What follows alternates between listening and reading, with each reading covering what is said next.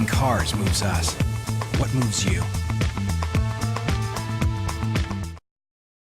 The Guam Visitors Bureau was evacuated shortly after 8:30 this morning after one of the office staff discovered a powdery substance inside an envelope that was mailed to the office. It was a standard envelope. It was actually addressed, the first line was, it said Mayor's Office, and right underneath it, it said Guam Visitors Bureau with our address. While the letter inside indicated that the envelope contained anthrax, GVB General Manager Carl Pangilinan says tests later proved that the substance was not anthrax. But Pangilinan says he was immediately notified about the threat. As we were walking back to the area where the envelope was located, he kind of briefed me that that they had opened the contents, noticed some powdery substance, and I believe there was something within the letter inside the envelope that indicated something regarding anthrax.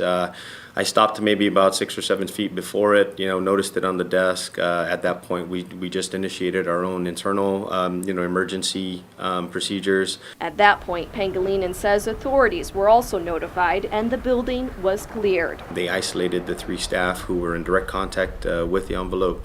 The rest, my staff and I were just camped out right in front of the Proa restaurant, and just kind of waited for them to do what they needed to do. No traffic was allowed past the Pacific Islands Club while GFD and other emergency officials responded to the scene. We sent our first unit out to isolate, deny entry, to provide safety to the occupants of the building and to any people that's in the area. After that, we sent out our hazmat component from the Jigo Fire Station.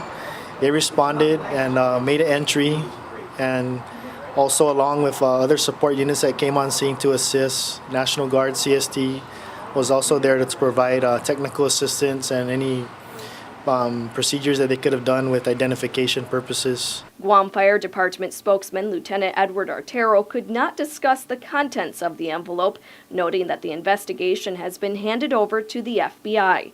Entrance back into the GVB building was granted just after noon today. I think the response went really well today. Our hazmat component has been training very hard in the last 3 to 4 months. We just received a lot of new equipment from Homeland Security through grant funding, and this was a real-world exercise, a real-world operation, and I believe it went really well. Betsy Brown, PNC News.